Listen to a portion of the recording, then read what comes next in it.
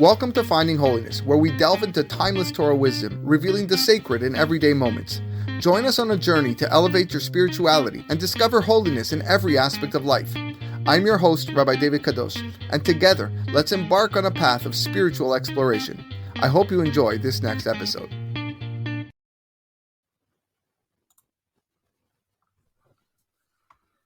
Good evening, everyone. I'm glad you can join us. 2 weeks ago, I decided on a project to embark on this great idea that I had in my mind for quite a while. I did not know the feedback I would receive or the general response from my interview with Mr. Isaac Oziel about his life in community work and his Living Legacy organization. But little did I know that it absolutely took off and was seen by hundreds of people. The community was begging for more. Even my fellow Ashkenazi brothers were impressed at the idea and the thought to bring people who have contributed and continue to give to our community to discuss what they've done and why they've done it. And so I decided to continue this mini project, which might turn out to be a major project with God's help. So last Sunday, I sat down to speak with tonight's feature interviewee, Mr. Maurice Benzacar. For various reasons, we couldn't sit down and talk live. So what you're going to see tonight was pre-recorded. Mr. Benzacar has an outstanding story that must be heard. His memories are so vivid and precise, it's almost like they took place yesterday. We chose to air the interview tonight because today was the Nachala, the yahrzeit of Mr. Benzacar's mother, Mrs. Rachel Benzacar, Zichrona Livracha. So in Shamayim, she sits listening to her son relate all of his accomplishments to such a large audience. Following the interview, just until a few moments ago, I received more and more artifacts, articles, and memoirs that Mr. Benzacar himself sent me of the achievements that he's done over his life. As you will hear from the discussion, Mr. Benzacar touched so many people.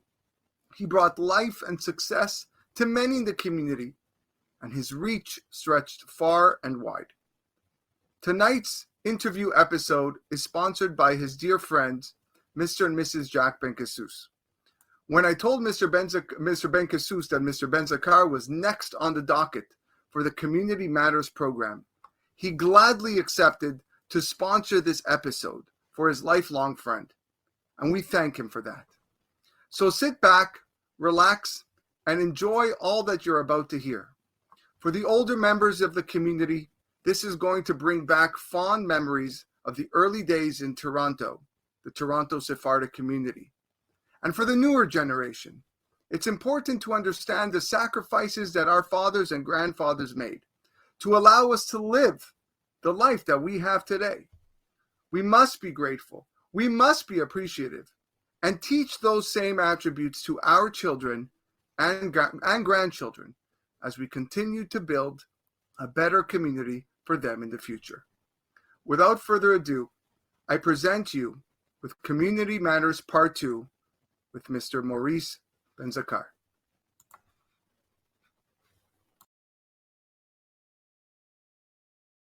Hello, everyone.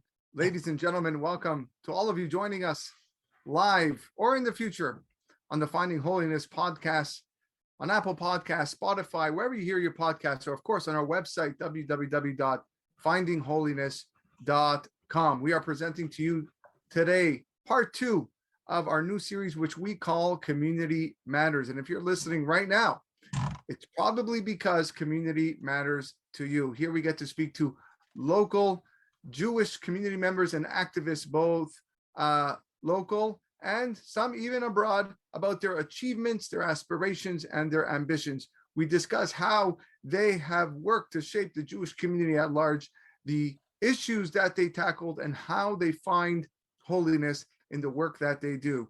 Today's guest is someone who means a lot to me. He was and continues to be a huge mentor of mine. Mr. Maurice Benzacar his influence resonates with so many in our community, mainly because of the wonderful work that he's done over the last 50 to 60 years. Let me repeat that. You heard that correctly, 50 to 60 years. And I'm warning all of our viewers and listeners tonight that what we cover in this talk is just a tidbit of the countless anecdotes and stories that our guests can share that took part of. I think it's crucial that the experiences that Mr. Benzacar went through, the hurdles that he overcame to make the community what it is today, is something that everyone should know about and remember. Just a few facts for those that may not know of who Mr. Maurice Benzacar is. He was one of the founding members of the Sephardic Community in Toronto back in 1957, president of the Ontario Sephardic Association, past president of the Canadian Sephardic Federation, first chair of the Toronto Sephardic Community UJA, United Jewish Appeal, in the 1960s and 70s, recipient of numerous UJA awards and honors.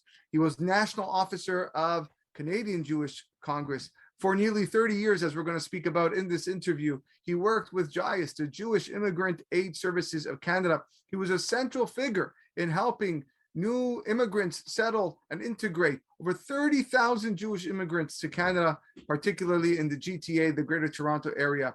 The immigrants were helped from all corners of the globe: Russia, Eastern Europe, Morocco, North Africa. He was the founding president and building fund campaign chair of Magen David Congregation, past vice chair of the Canadian Zionist Federation, member of the board of directors of the JNF, the Jewish National Fund, continues to be actively involved in fundraising for the state of Israel and Jewish institutions around the world, and most recently, vice president of Or HaEmet Sephardic School and fundraising chair and vice president of the Sephardic Kehila Center, who I proudly represent. After all these titles, what can you say? You can't fit it all on one flyer. So what did I write? Toronto Sephardic Community Pioneer. I think that's what sums it up. And without further ado, I want to get started and welcome Mr. Maurice Benzacar. Mr. Benzacar, how are you doing today? I'm okay. Thank you for having me. I was waiting for this interview for a long time, that someone as young as you to come forward and start this program, because I have so much in my head and I have to, I want to leave a legacy to the future generation. And always my pride is to see you and your generation. And when I look at Or HaEmet Sephardic School and I see all the young people that came out, you as a rabbi, Rabbi Azulai has a rabbi. So I'm members of the Kehila and I'm members of the Magen David. So I have two rabbis. Of course. Also Rabbi Asayek, that I grew up a bit, he grew up with me, but I met him when he was 13 years old at the airport with his parents. And I used to call him, Amram, come on, move the case. Later on, he was giving me orders. So that's how my life is. Tell us a little bit about yourself. There's people listening and watching that know you, but there's some that might. I came to this country, to Canada in 1957, and I was with a group of people that just arrived in Canada with me. We were the same group of people, some from Tangier, some from French Morocco. The difference between the two groups was that the people that came from Tangier, they know each other, they were family members. We were not. I came from Marrakesh, they came from Casablanca, from Safi. So a lot of people were strange to each other, but the Tangerians were one group of people. And they came here also, there was a study made at the University of Toronto. They came here together and with grandparents already at the time. So, and then children married here or came married with them with grand. So even the Spanish was very fluent in the homes because the grandparents didn't speak English. So they spoke Spanish to the children. And that was the importance. Now, me coming back here, I arrived in Toronto and was taken to an hotel from the airport, and with no food, on a Friday night, not knowing if what I eat or not. I didn't have enough milk for my son, and we went to bed too tired, being in the plane for 24 hours. But the beauty of that flight was flying with an airplane from Paris to New York and New York, Toronto on Canada Airline.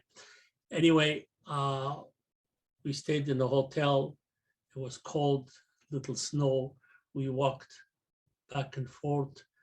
We ate outside, whatever we can get. And in the evening, we went to visit a friend of mine, an acquaintance I used to work with in an American base in Casablanca and Wasser. And he was sharing a flat with another family, another couple, the Benzacar family. And I went to visit them. They gave me a nice cup of tea for my wife and I. Moroccan tea with an nana was something to be welcomed in those days. And but they talked about Toronto, nothing to be encouraged with or to see life before me. But I was 25 years old, and I said, listen, I came to work and I don't care what I do, but I'm going to earn my living. And because I had a little bit of money, and it was written in my passport in those days, how much money you came with, and I had like $800 together. And so when I went to Jayas, they just tried to find me a place to live. I never took a penny from them. They showed me where to go, find me a flat, and I went to live in the flat with my wife. She was expecting my baby, Raquel, and so she has a very, very bad pregnancy. That adds up to the cold. It adds up to the suffering. We didn't have blankets. We didn't have not even a pillow. I had to cover my little baby with my coat and so on. Thank God the place was heated, so you didn't need that much covering.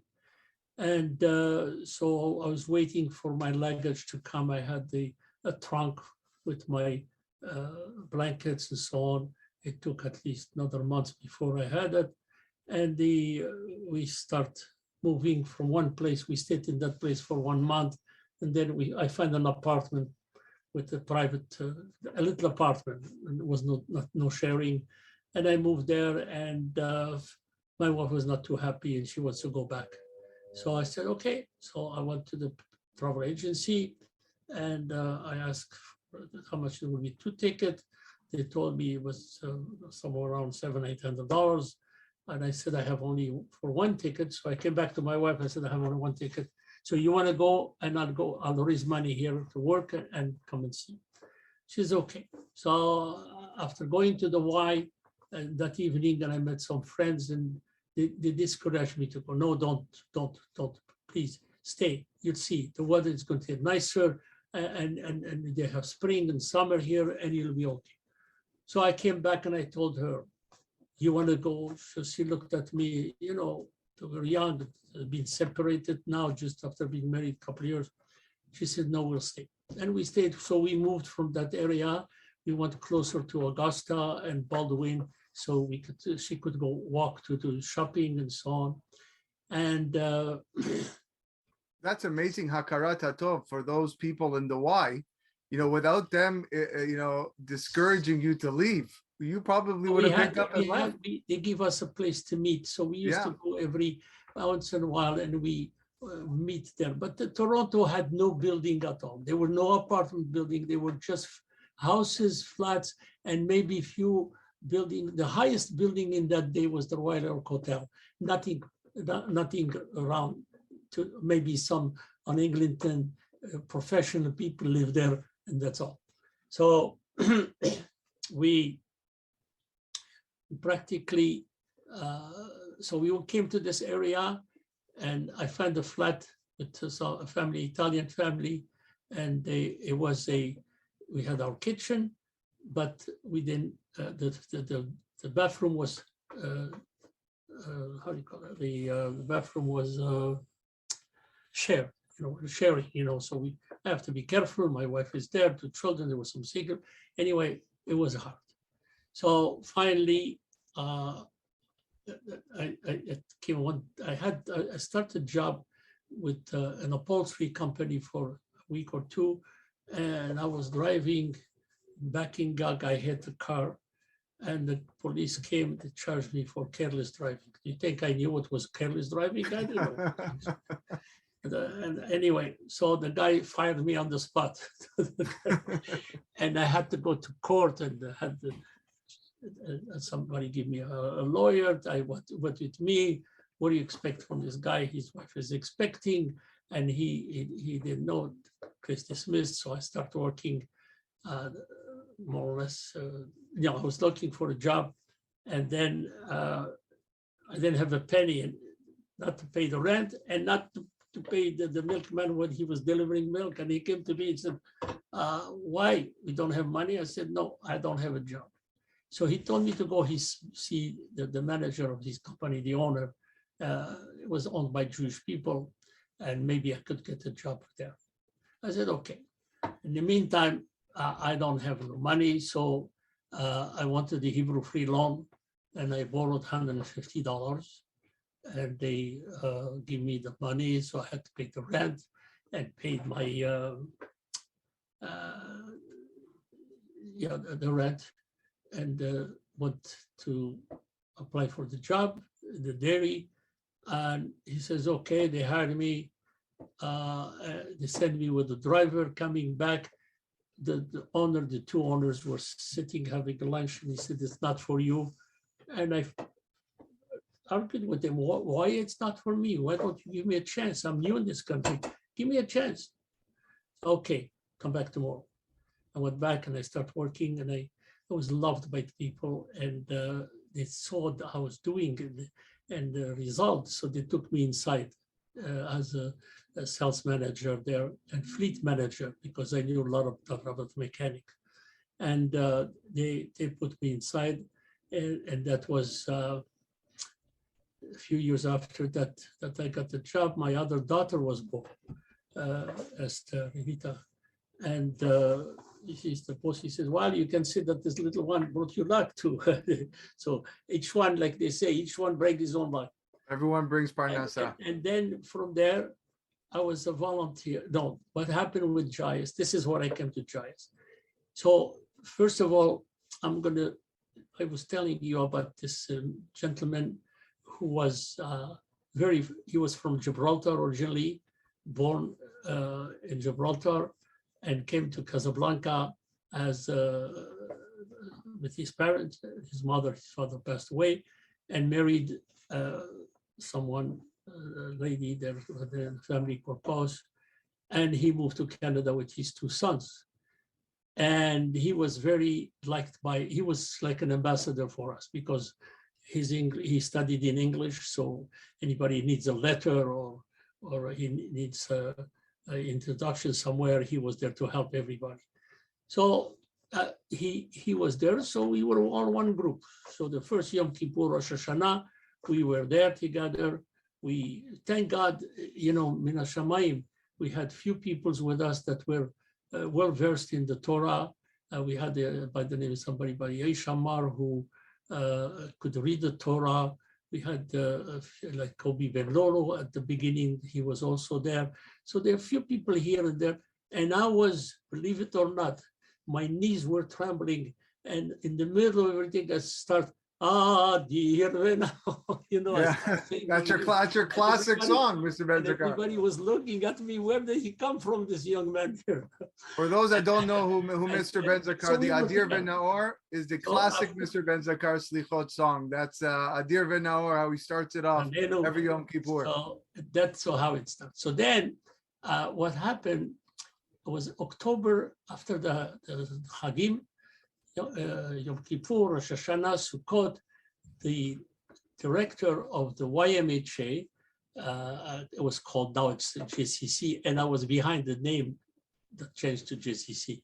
So he says to Sidney Bendahan. He said, you know, your guys, and to Eli Mibran at that time, why don't you form yourself as in the community and you have a spokesman so that you could go to Congress and he will, they will help you if you need financial help or anything, or to settle.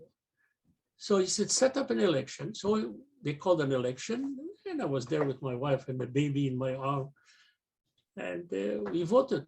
And the two candidates were Mr. Mimran and Mr. Bendahan. So everyone voted for Mr. Bendahan. The Tangerian who spoke Spanish, they liked him very much, and he was elected as the new president.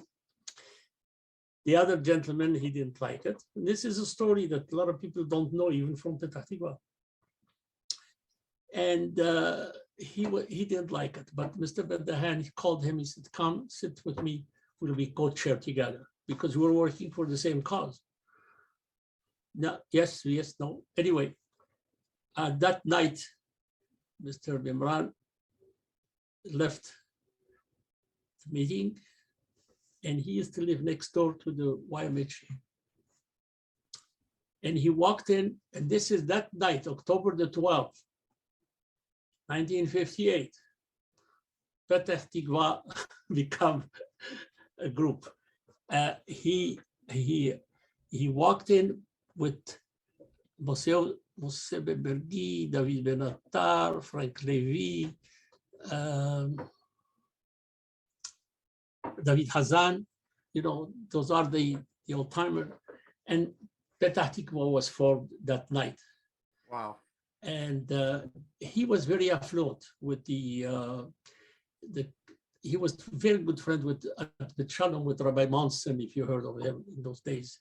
Rabbi Monson was very affluent. He was a really, he could approach anybody and ask him for money and so on. And as a matter of fact, the first parlor meeting he had, they raised money from all the Ashkenazim that came that night to buy a Sefer Torah for Petah Tikva. So we were told that the longer part of us, they went on their own. And we stayed, but we were democratically, we were elected to represent the community. You understand? Yeah. Anyway, we had some money in the kitty, so they bring it to us back. It was about $800. We took all the money that come to us, and Petah Tikva started to be, and we were known as a Sephardic association, l'Association Sepharad in French, you know. So right after that, someone, I don't know who, had connection with a Rabbi Langer's son, who had a little synagogue on Vereswick. And he offered us his synagogue because he was not praying there anymore. He lived upstairs, and he has a son who was a friend with someone in our community. So we had that little synagogue. It was all set up with the Hechal, Teba, everything. And they donated to Sefer Torah, they left it there. So we start praying there on Shabbat. On Sunday morning, we used to meet. I was the treasurer. They elected me as a treasurer. I don't know why, but I was a treasurer. Petah Tikva started for a little while at a place on Markham, and then they moved to DRC to Rabbi Ox. So they were there, and we were in that little synagogue. One day, I met someone. He says, "Where are you from?" And I said, "From Morocco." And he says to me, "Do you have people here?" I said, "Yes, we have two people. There's people from Tangier, Spanish speaking, and we're French speaking. But right now we're downtown, and people are starting to move a little bit to Eglinton and Wilson and so on." And he says, "You know what? Go and see this man. Where Bialik is today, it was no school there. It was the Farban Liberal Zionist movement there. And they had a social hall, they had offices, they had room, and they had branches of the Liberal Zionist movement."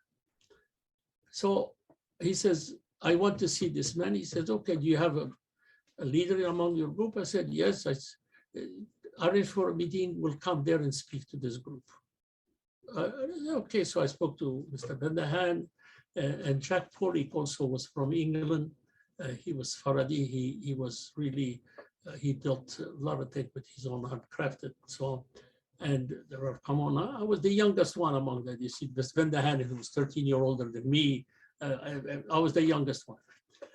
And I came there, and somehow he said, listen, you become part of this Liber Zionist movement, and you have a branch, and you'll have the use of the facilities in the building.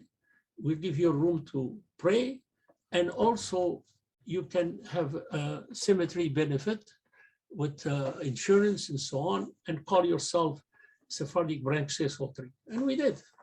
And we had the Branch 603 Sephardic, so that means we had a social hall to us. And we had the room for the whole year, a small room to pray. And the Yom Kippur, they give us the upper level hall to pray. So we were the first one to come to North York. And we started praying. And in 1963, this lady came to see us, that the cousin of her, Rabbi Raphael Ohayon, was, stuck in Tangier and with this the boat that I don't remember how he was, and we applied for it, and we brought him to Canada. So he was well versed, and he started coming there to the center there. And the beauty of it is that this hall that we had access to, we used to make dances, get together, parties. It became the center, the attraction of our community. Petah Tikva, in the meantime, a few years after, the old Shomer Shabbat synagogue on Brunswick was for sale. And Leon Oziel Zechron Lebracha, who was a dear friend of mine, and I miss him so much. He was so, we worked together in this community. But because don't forget one thing is, I was, and he was, we both, like I was lay person and a professional at the same time. So I was working at the community, but somewhere, there was a procession at Bet Tzedek for Sefer Torah. I was invited as a lay person, and I'm walking, and the president of JAIS looking at me, what the heck you're doing there, you know? So this is the thing. So anyway, Petah Tikva, they raised the money, the $30,000, they bought the building, and they, from Shomer Shabbat, it was a beautiful synagogue. I sent you the picture where I was speaking there in 1966, I believe. And it is surrounded by, unfortunately, a lot of people are no longer here, trying to work together. So what happened after that? JAIS was expecting a big influx of immigrants in 63, 62, 63. So they called all the leaders of the community. I have a picture of that meeting, and they called us to come to that meeting. This is the established Sephardic community welcomes Moroccans, newcomers. You see? Yeah. And this page, it was not Canadian, it was a Jewish reporter. And in this picture, I had Marco Soberano, Momi Ponte, and upstairs there, down on top of the picture was Adolf Goldberg, Joe Vishali, and myself and my brother-in-law. And in here I said, it's time to give instead of receiving. And I start the first campaign. And then they call us, all this group of people, leaders of the community from Petah Tikva, from the Association Sepharad, we didn't have a name yet. And we came together, and the director of JAIS, he took names from everybody as a volunteer. When the family arrived, he called Mr. X. Oh, I'm sorry, I can't. I work in the bank and I can't take off during the day. the other one I can't, the other one I can't. So finally I was the last one because he didn't so look at me as young, who, how much can you? So he finally came and said, okay, because I was a salesman, I was on the road, How old were you at the time? At the time I was 26. Yeah, Wow. 26, 27. And so the Mr. Benahan was maybe 40, I was 27. And we give all names. So he gave me a name, and I was a volunteer. Now, in fact, when I bought my first house at Kiel and Wilson, in those days, you bought a house for $17,000, and the government gave you 25 years to pay it. And it's your mortgage guaranteed 6% at $100 a month, Yeah. So, but you need the down payment. And just the company I was working for, they gave me a bonus of $2,000. That was all I need for down payment. And this guy, the people that were Jewish who built the place, neighbor, the semi-detached was a Jewish, so they want someone like me to be next door.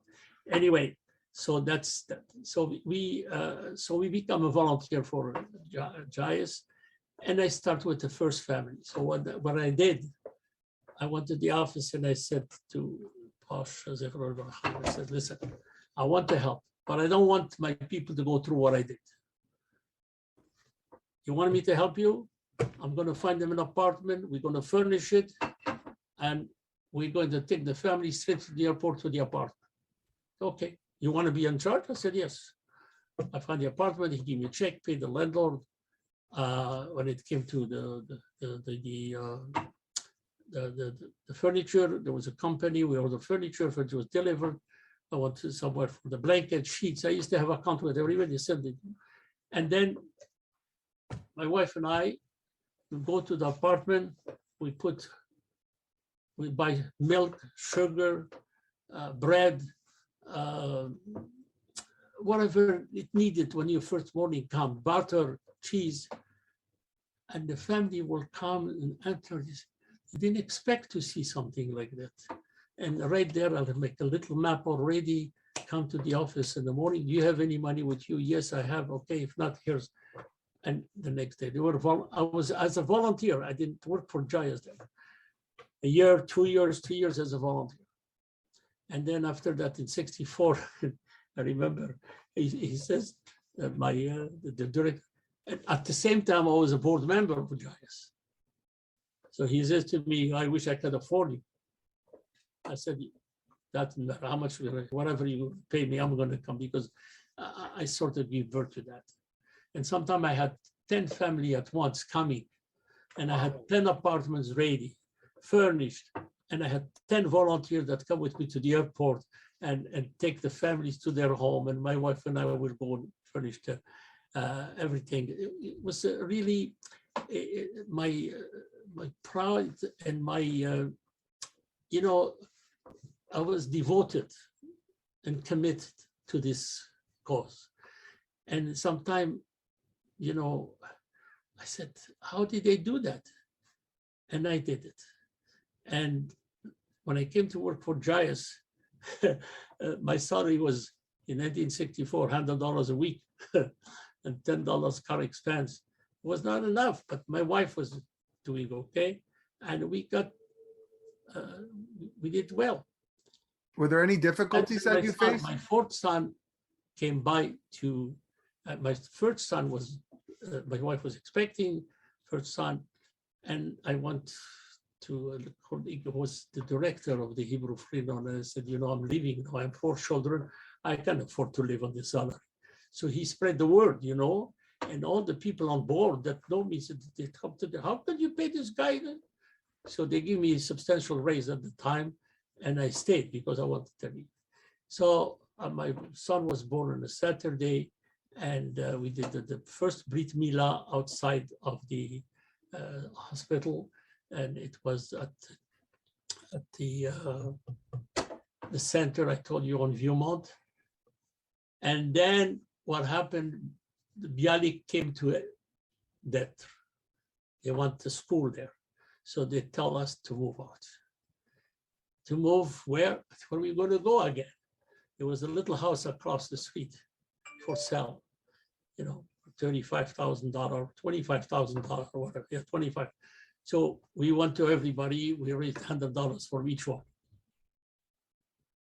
$100. We put the down payment, and we bought the house. We moved everything the same night. I moved everything there, and just as we moved, a few months after that, the president, who was by the name David Timstead, the opening of the closing of the house, Mr. Benahan had a heart attack, unfortunately, at that time. So he couldn't go to close the deal. The lawyer knew me, closed the deal, I got the house, and we moved the same night we moved. And later on, somebody with the name David Timstead became president, and he did his best when he was there. He tried to buy the same synagogue that we, again, they tried, everybody tried. We had the Shabbat there, nothing. They couldn't raise the money. They didn't have the approach from the people. So he left, and he asked me to take over. I took as president because for years I used to go to Etz Chaim. They gave us a hall to do Yom Kippur. So that year I decided I'm not going to go to Etz Chaim. Enough of snoring. And I said I'm going to have the whole Yom Kippur Rosh Hashanah in the synagogue, the small house. Only members, only those who are going to contribute are coming. But they didn't have a space in the house. So I rented a marquee, a tent, huge tent in the backyard, and set it up nicely. And this Rosh Hashanah was raining and mud, and everybody was cursing me. How did you do that? So I made my speech. I said, Yom Kippur at Neila, I said, enough of snoring, enough of going around. We're here already. It was in the 1970s, Yeah. and I was working in Jais there, and enough. So those 4 canvas wall you see behind you, they can become brick with your help. And Hashem did it this way. We had to solve. So anyway, I was talking about building in the back. So I remember one lady, Mrs. Bopot, who came to see me at Jais to bring a family member or something like this. And Mr. Benzacar, why are we going to have a place of our own? And the synagogue in McAllister was for sale. Nobody touched it. She was not talking about selling.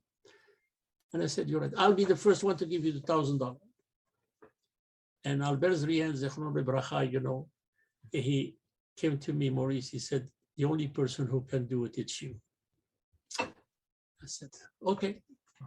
I tried to get in touch with the lady who owns the place with her son, because it was owned by a rabbi. And she said that she wouldn't answer the phone. Finally, she answered the phone, and I said, I'm going to buy it. No. I said, listen, you know the rabbis of Toronto? Call them and tell them that you're dealing with Maurice Benzacar. I am going to buy the house. And up. Finally, I had an appointment with her. And believe me, I'm going to do this because I had so much stress that they had to take me with an ambulance after this. And she says, okay, fine. So she wanted $400,000. And that time she was asking $275 for the others. And I said, no. 400 was too much. Let's break it down. She says, okay, yeah. I said, when you go and buy a pair of shoes, you for $999. She said, okay, $499. I said, no. Anyway, she said $350. I said, no, $349. I don't want to go to my people saying $350. She said, okay. Can I have any papers? I don't have anything to give you. I said, how am I going to do? How am I going to do? So I went from there, and I remember a lawyer who was dealing with this, Mr. Zell. I remember he was so nice. I called him. I said, you still have the file for this purchase of the? Yes, I do have everything. I said, okay, can you please make the offer? But I'm telling you right now, I have no money to pay you. I'll give you a receipt, but he said, fine, it's okay, no problem. made the offer, and it was sometime. In the meantime, I called everybody in the small room, in the small house that we have, and a few people came with cash on the table. And I remember one guy, he says, don't worry about Maurice. He doesn't need a business card. Wherever he go, he can make it. And I start, that same night at the house, I raised close to $20,000 right on the spot. And then in 1973, I went to New York. There's a temple, a Sephardic temple donated to Sefer Torah to us. And I kept the pamphlet from that visit. It had a plaque with the donors and the benefactors, and I kept it. I said, one day, this is my selling point.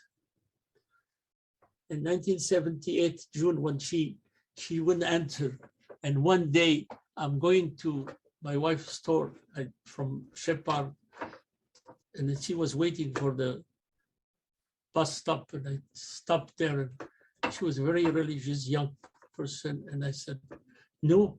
She said, it's done, accept it. Oh yeah, I was so happy, you know.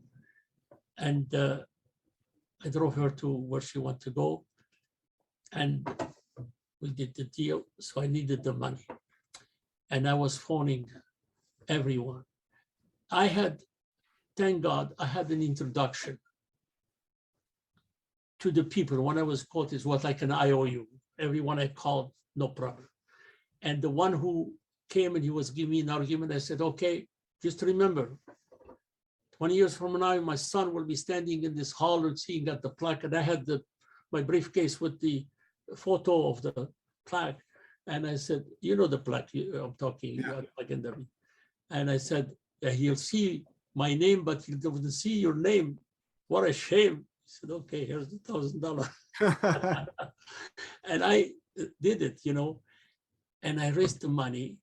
And I remember with my treasurer, Maurice Benzacar, he was waiting. Now I need the money to buy these things. How am I going to do it? I don't have, we had the houses together also. So we put whatever we can. But Mr. Louis Abrams from Public Optical, that took so many opticians to work for him. And he says, you go there to the bank. I'm going to talk to the manager. And I went to the manager. So he says to me, what collateral do you have?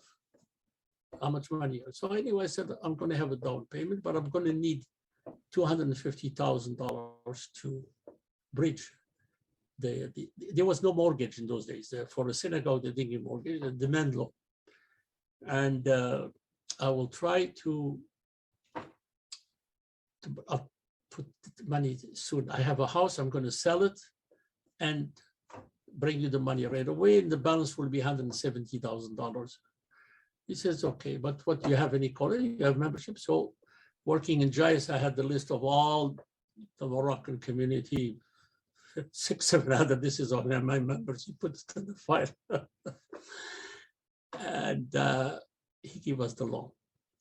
So I came to the bank to meet my treasurer there, and I was taking checks, cash, and everything. I accounted for everybody. He said, how did you do it? In those days, Albert Bitton was at a gas station where Eli's your uncle, had. And he used to, everybody will stop and left the check there. I'll call, but some people, I went with them to the Hebrew Free Loan to take a loan for $1,000 to give me the money. Anyway, we got the money. Claude Bitton, Zechron Bracha, was in the real estate. He sold the house for us, and we sold it for $58,000 right away. I brought the money to the bank, so we paid the bank. And now the story is the interest rate was 24%. It was hard for me.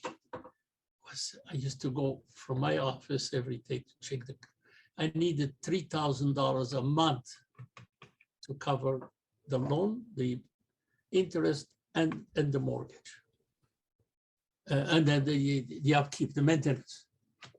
am I going to do? So I came out from that day, and I told you the first prayer I did, left my eyes to God, and I said, help me to find a job here to help people. That day I came out from Magen David, and it's a true story, David. And I start having an argument with Hashem. I said, why did you put me in this mess? How am I going to get out of it? How am I going to get the money? Please help me. I can't. I don't want to be a failure. And I went to my office and the phone rang. Hello? Yes. How are you, Maurice? Was Donald Carr, who was a prominent lawyer. He says to me, how's Magen David? Because he was there at the opening of the Magen David. I had hundreds of people. The place was packed. Ashkenazim already. And I said, I just came back. I need money. I don't have no money. He said, okay, call Mr. Latner, who was a builder, who helped me with the house when he took the wall for me to make space and so on. And he said, okay, send me a letter. Explain me everything. And I said, okay. So I had the executive director, Jais, a new one, Cordy Kaufman. He was a very good writer. And I said, here's the story. He put it together, mailed everything. The secretary of Mr. Lettner called me the next day. She says, he's coming Wednesday morning at 8 o'clock to see you at the show. Okay. 8 o'clock, I went with Albert Rian. I said, sit in the table, take a Tehillim and book and start praying. The guy came with his wife, give him a tour, the whole thing. And he says to me, well, what do you want me to do for you? And his wife behind him. She said, pay his mortgage. That was the word. Both of them, may they rest in peace. And I said, you heard the lady, what she said. Anyway, he said, okay, I'm going to send you $5,000 today. You're going to call this guy. He's going to give you $5,000. And I'm going to send you $1,000 every month. Any repairs, anything to be done, call me. And that was God's answer to my having an argument with him, And it starts moving. Money was coming, not only to pay the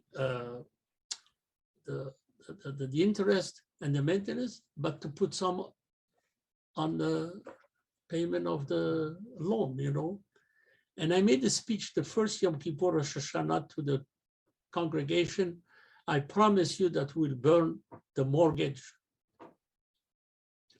over 5 years. I want to get to that because this was at a time where, there was no social media, there was no email. This is not something that you can just send a message to everybody in one shot. You spoke to me about burning the mortgage, and this was what are your claim to fame in Magen David, something that every organization wishes they could do. How did you do it? You're right to bring the subject. There's no media, no email. I tell you something. If I was not working for Jais, I would never be able to do that, because the whole office was working for me. The secretaries were working for me. Everything, the mailing was done for my office. The printing was done for my office. We had all the machinery that need fax, and everything was done there. So that I tell you honestly, if I was, I would never be able to do it, because there was once one guy who was president of the Tahtiva. After 1 year, his boss called him. He said, either this or that. You can't be, he couldn't answer the phone. I could be on the phone for hours, because they took it as an integration program. They took it as my job to help facilitate the community. So that's how it is. So we helped. So the last, I needed $20,000 to pay the mortgage. So I called, and I'm coming to the school from here, Mm-hmm. So I invited Sami Amzalag, Sami Moghribi from Montreal to come for this Hilula. And I spoke to Madame Zrihan, who was next door. I said, we're going to have dinner. She said, I'll do it, no problem. So she did a nice couscous. I had whiskey, mahia, garak, everything. Place was packed. Sami Mohrib was singing. And I had at that time, Jack Benkessus for the last, and Mohbot, Ustad Mohbot. And they came, and I raised the $22,000 that evening to go. It's so happy. I didn't sleep at night to go to the bank and pay them the mortgage. And as a matter of fact, with this stress, I had not, but straightforward, they had to call in the middle of the Jai's office to take me to the hospital. I spent a week to do what was it. So it was the stress. I was not sleeping at night to accomplish something that no other one could accomplish. And God gave me that zechut to do it. So that same evening, Jack says to me, now you burn the mortgage, you're coming to help me with the school. That was the answer. So I said, 100% I'm coming. And I finished my term as president of the congregation after 5 years or 6 years. And I said, okay, count on me. And we paid the mortgage, and we had a big ball dinner, Hanukkah. I invited lawyers, I invited people that helped me. And I had in the plaque, you go see benefactors were all the names who give me money without being members. I had the rabbis from other congregations. Everywhere I walked, money was pouring in from everywhere. Even in the Ashkenazi community, they trusted me a lot. And I was very helpful. They were very helpful toward me. And so the school, before, so we were talking about Petah Tikva and Magen David. They were the two men's synagogues. And then there were two, let's be honest with you, the Sephardim, when we came here, they were very tolerant. They knew their religion, 100%, prayers, we were top, but we were tolerant. So a lot of people had to travel on Shabbat to go to the synagogue. They did. Some people had to, it was far away.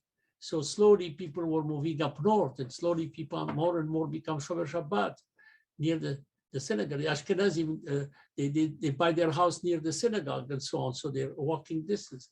And so what happened, the story of Minyan Sefarad, I think Michael Nezri, who was one of the first to move up north. I was one of the first one to move up north, Finch and Batters, because they were building in 1958. I moved there.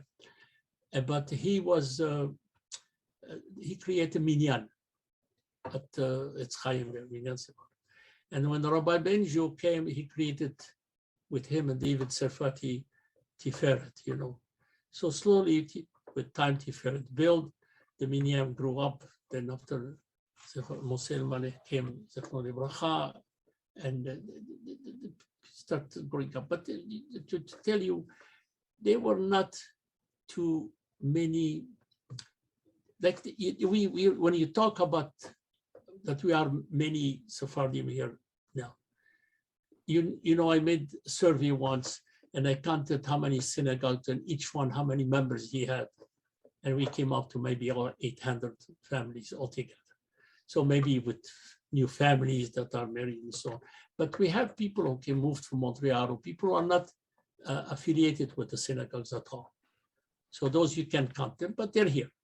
The Iraqis were praying on their own. That's the only group.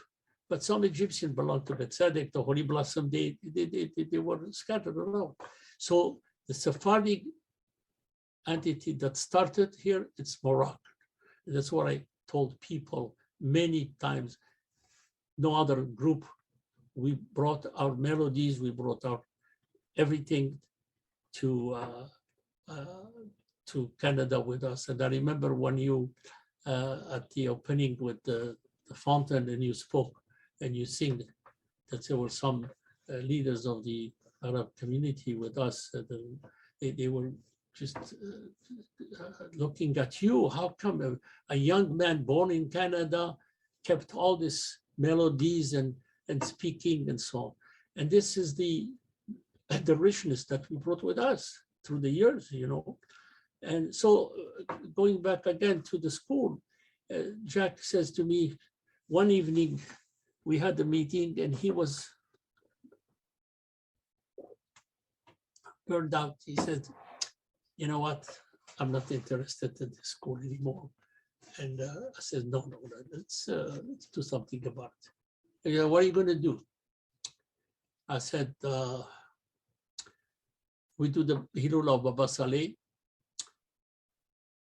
It was done with 10 or 20 people in the Petah Tikva with Rabbi Sayag. I said, let me do it in the home of someone. And he said, you think so? I said, yeah, let me try. Okay, so what do you do? And I approached Mr. Nasod and Sarah Bahpot to use their home and pay for the dinner. And he told me, okay. So I made an invitation, proper invitation, like a wedding type, and invite a certain group of people that can afford to give money. I got the response. That night, the dinner, I asked, he said, Isaac Benatar, he says, you take care of the money, I take care of the food. He and Fish, they brought little tables, they made the dinner beautiful. And I used to give them a little gift of, I said in my speech, I don't know, sometimes I compare myself to Moses, that God would used to put words in my mouth. And I said, the only thing synagogues will survive is for the school to have a school of our own to educate our children. And I was right, because you are there, you started at Oramet. Azulay started Oramet, and all of the people who are doctors, the people, I look at, when I come to the synagogue, I look at all the young people, I feel like it's my children. Honest. I'm so happy, I'm so proud. There's a lot of people I touched when they came to Canada without a penny. Today I see them millionaires doing very well. I'm happy. I was always happy for people. So I did the Hilula. We raised close to $60,000 the evening. And the Bohpot supplied everything. And the next year we went to Shemaya, had a big house. Twice we had the dinner. We raised, I think, almost $50,000.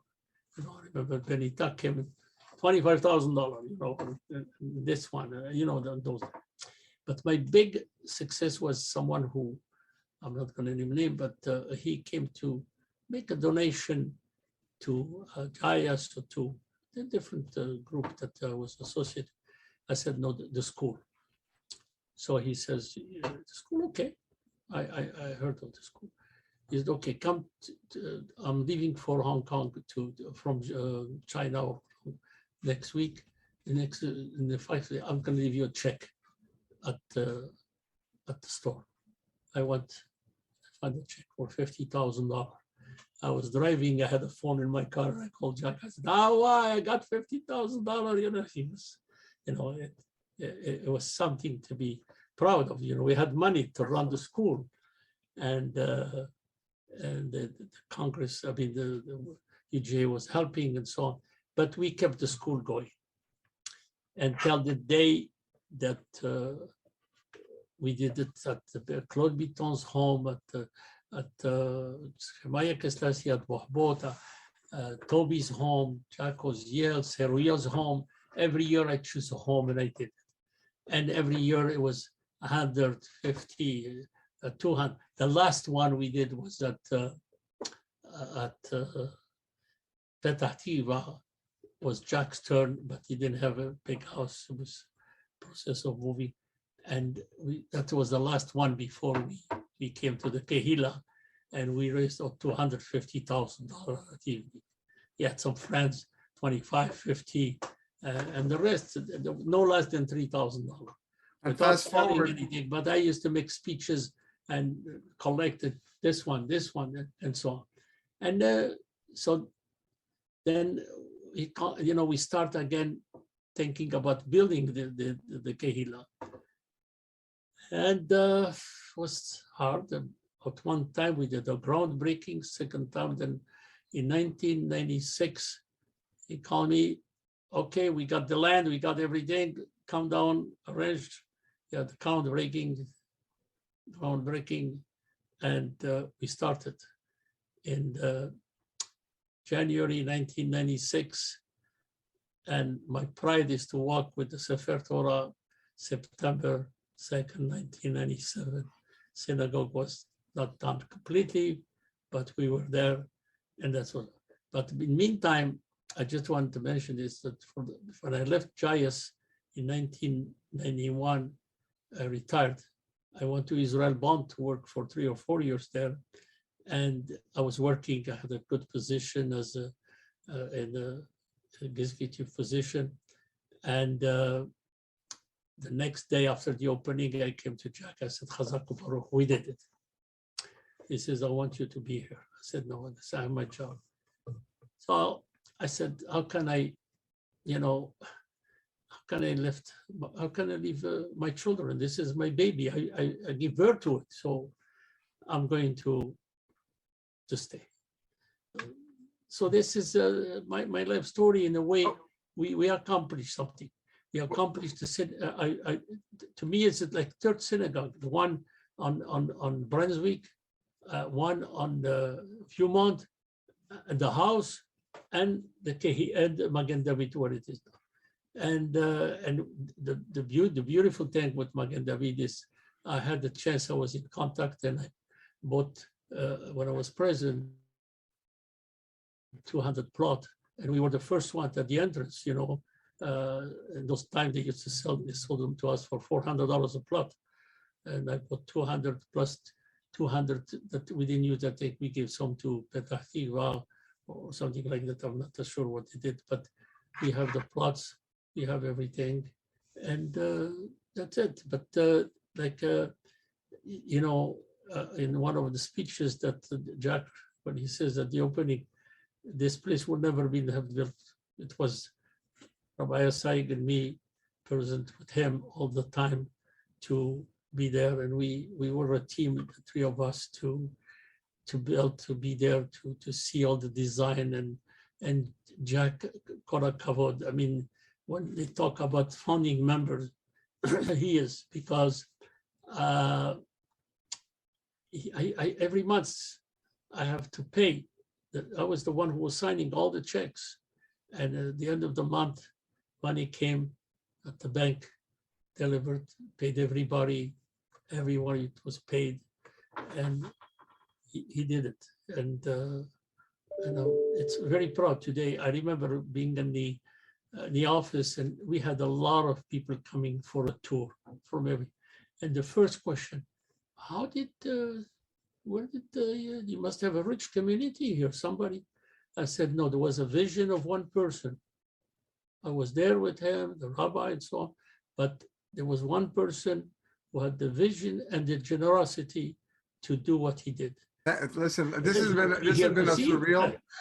a surreal experience. I'll tell you why, because I didn't even have to ask a question, and you managed to cover everything, and how you connected it so beautifully, literally from the moment you landed, finding Jayas to Magen David eventually to the Or Hamet to the building of the Kehillah Center. And, it's amazing because to see all of your hard work over the decades culminate in this beautiful synagogue that I'm proud now to lead spiritually, to see it, consist of the school, a synagogue, a bet midrash, people coming together. But not only that, because your effect, what you've done, it's still relevant in other synagogues and around the community, not just the Sephardic Kehillah Center. How does that feel right now, looking back at 4 decades, 5 decades, 6 decades of work. What I was going to tell you, you in some of the questions, you said, what are my success in life in this? You know, one thing, you have to be very committed and devoted to whatever you do. And to my conversation with you, I tell you all the time, the success. The success in my life, it was not for money. It was never, I had opportunity, I had occasions, but I never thought I could. When I was in jail, there were jobs offered for, and I sent somebody else to do the job. And I remember my biggest success, there are two of them working. It's not so only what I accomplished or what I did, it's what the connections that I had in the community as a layperson and as a professional. And I remember when I met first Mr. Louis Brahms from Public Optical, and I said, can you help me? And he says, sure, send me people. And he will train them, and they go for their course. Become any optician that you see from our community, except one that I have not mentioned, all of them were trained at Public Optical. And at one time, he had so many hired. He says, listen, I am open 365 days a year. You know, I can't hire any more of you guys, but I can do something for you. Coming back to the Canadian experience. So he says, you're helping them anyway, sending them to me. I'll train them for a month or two and call the other company and tell them you have a Canadian experience. And I used to do that. And he trained them, and we send them to work for Imperial Optical, for other. And today, my pride is when I walk by and I see our young people with their shops and stores. And even my son, I send him to become optician. But he changed at one time too. And the other success I had was very important in my life. When the Russian came, it was very difficult. There were many of them doctors. It was very difficult to find internship after they passed the exam. And don't forget that the science, the Russian, it's completely different than the Latin, you know. Romanian had more success in writing an exam than the Russian. But anyway, they worked very hard. They passed the ECFMG, and they become, they were ready to be intern in the hospital. But hospitals didn't have space, or they didn't have money. And I remember, I didn't know how I did it, honestly. I called the doctor from the chief doctor at Mount Sinai, and I said, I need space for this Russian doctor. Maurice said, I don't have no money. I said, no, I don't need you to pay anything. We'll take care of them, but give them the space. In this case, we will. But now, when he accepted, when am I going to get the money to pay them, you know, for a couple of years? So I had a good friend, the head of the public welfare. I used to make connections with people. And I sold them the idea. I said, listen, in a couple of years, they're going to be paying taxes. They're going to be doctors. Can you put them in the system? He said, sure, no problem. I'll pay the difference in the rent or something. And this is the success, to see them. Sometimes I walk today, after 40, 50 years, they're doctors and they have their own office. The other one was I try to remember, not the doctors. Oh, that was on the tip of my tongue. It was, this is the success of my life, is that the connections I had with people, and I used to make these connections through Rahmonis. Like I used to tell them, oh yes, this is the case of when the Russian immigrants start to come. First of all, I dealt with the Polish Jews. And I had to learn Yiddish a little bit. They came to the office, $150 from their Geld, Essen, you know, how to get by. And Russian also a few words. Oh, I remember one case. This guy came, spoke only Arabic, something, and a little bit of Spanish. I said, what did you do? I was a shoemaker. I said, okay. I called this factory. He says, Maurice, okay, how am I going to, does he speak English? I said, no. So I said, I'll come with him. You tell me what he has to do. Honestly, I went with him in the factory. It was making slippers. So he used to, he had to glue one thing to another every day. That's all he had to do. And I was there half a day explaining him, but this is what you call devotion and commitment. I was happy to find jobs for people. That's the connections I had.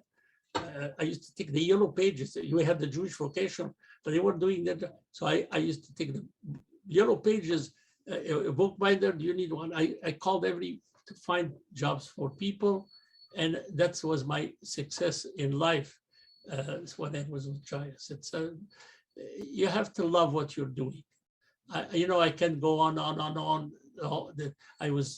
I'm going through my files and I find pictures and I find letters of thank you. The world needs people like, I wish I can publish them. I wish I could people to see them, it's a beautiful thing. And I try to share everything with my children. I have stuff that I would love to give to the community, but how, where it should be. Listen, you always tell me that what everything that you've done was for the future generations, and we are lucky to reap those benefits. When I walk and I see doctors, dentists, and lawyers among us, I'm very proud, and I look at them like my own children. I'm so proud. Honestly, God, sometimes I hug them, I kiss them, because they're the future generation.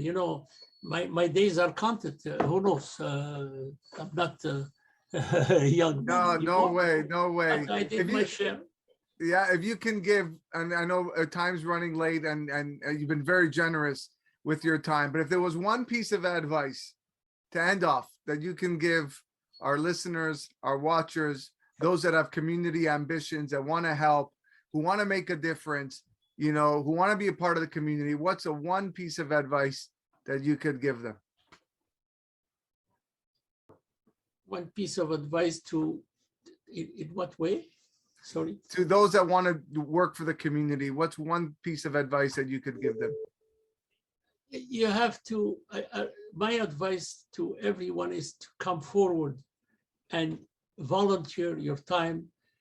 I hope, there are not too many. In my time, I used to leave my wife and children sometime on a Sunday and go to a meeting. I come at 2:00, and I don't know how she stayed with me in those years. It was too much, but somehow, Mon Hashem, we did well. But my advice is to come forward. And I used to tell many young people at the school in grade 7, grade 8, I used to tell them, honey, don't destroy, don't do that, because it's going to be yours one day.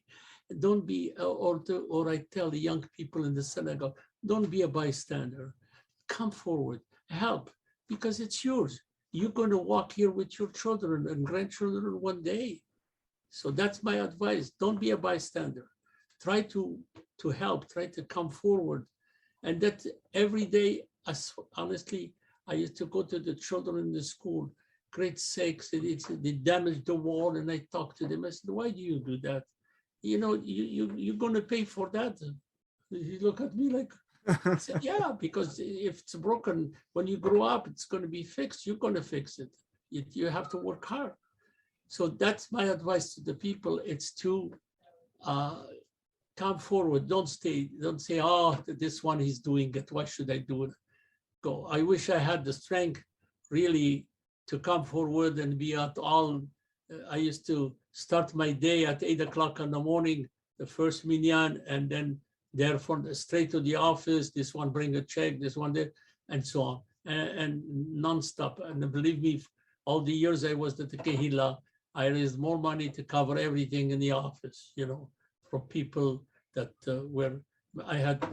sometime I was stuck. I didn't have money to pay the hydro, $10,000. And I'll call on someone. I said, I need money for the hydro. He took a little check from his pocket and wrote the check, $10,000 and $5,000. So on the spot, because, someone told my wife, I was at the canvassing business when I was in sales. And he said, one thing I like about your husband, he's very sincere. Sincerity is be sincere. Whatever you do, be sincere. Go out to the people. You see, a lot of people build this place. Be it Magen David, Petach Tikva. I miss very much Leon Oziel, Zefron Bracha. He used to stop, and I stopped my car, and our office was in the trunk. I opened my trunk, he opened the trunk, and we're comparing what we did and what we didn't, and so on. He was, I took over from him the Canadian Sephardic Federation. He was a real gentleman and a hardworking person. And he did a lot for this community, believe me. It's amazing how this is the second week in a row we speak about Mr. Leon Oziel. No question what he did. Mr. Benzacar, it's getting late, and I want to just thank you from the bottom of my heart for these words of motivation for all those people listening, watching, who wish to make an impact. How you, one man, can achieve, along with your wife, of course, Mrs. Benzacar. We wish her long life and health and lots of good tidings. But you and your wife and your family, what you've done, what you've achieved, is truly inspiring. You have laid the foundations for the Toronto Sephardic communities to strive for so many years to come, and for that we are eternally grateful. I want to bless you again with Arichut Yamin, long life, health to you and your family, success to your children and your grandchildren who look up to you and your wife as pillars, as pioneers who sustain the weight of so many important, useful, and holy things. Thank you so much for joining us. Thank you for doing all this work and the holy work that you do. My compensation from Hashem is my family, nice children, and my wife, who was always supporting me for what I did, and she was there all the time. Ladies and gentlemen, thank you for inviting me for this chat, and I hope one day we'll do more than that, you and me, to cover a lot of things. And I want to give you, I think you should create a file somewhere in the computer today with the technology and take all this letter for people who want to study and to see how this community was built, to go to this site and go and find it, because it's a shame that it should be. I feel like sometimes take all the boxes and throw them away, but it's a shame, Well, that's why we do this. Your story will be published, will be broadcasted, where there'll be hundreds, thousands of people listening to what you've done and the roots of our community. Ladies and gentlemen, Mr. Maurice Benzacar, thank you so much. That concludes part 2 of the Community Matters program, a division of the Finding Holiness podcast. If you know anyone who would fit perfectly on our show, share their stories, please contact me privately, findingholiness@gmail.com. You want to sponsor an episode or future episodes, please check out our website at findingholiness.com. Click the link at the top of the page. We hope you can join us next time, where we bring another important and influential community member to discuss their personal trek towards molding the Jewish community for the better and their search to find holiness, because holiness matters. Wishing everyone a wonderful day.